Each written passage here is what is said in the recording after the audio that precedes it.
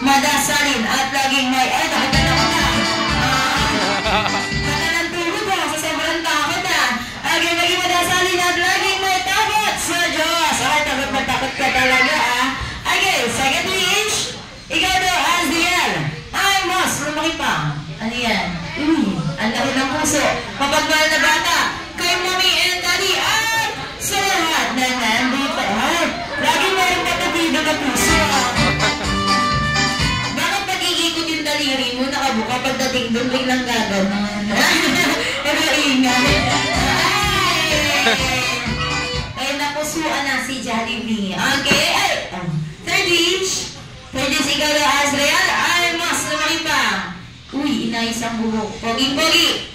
Uy, macho-macho. At may abs pa daw, sabi ni Jollibee. Katulad ni Daddy. Ano yung si Daddy, Mami? May abs po ba si Daddy? Isang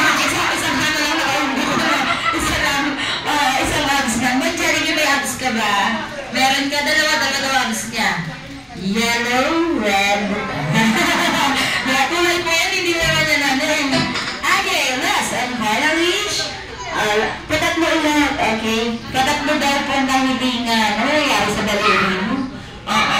Ikaw daw, Asriel. Ay, mas, lumaking pa! Ano yan? Ano naman yan?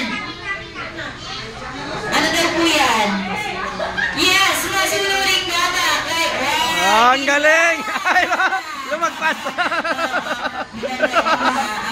Maging masunuring bata kay Mommy and Daddy at sa lahat na nandito. Okay, last and final wish. Ikaw daw, Jollibee. Ay, mas, lumaki pa. Ikaw daw, Asriel pala, sorry. Okay, ikaw daw, Asriel. Ay, mas, lumaki pa. Uy, bilbong-bilbo. Happy, like best friend, Jollibee. Alright, syempre po.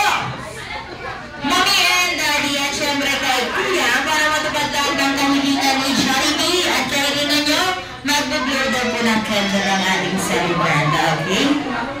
Ma'am, dito po tayo, sir. Picture muna po tayo. Jollibee, isang picture taking muna kami ng picture.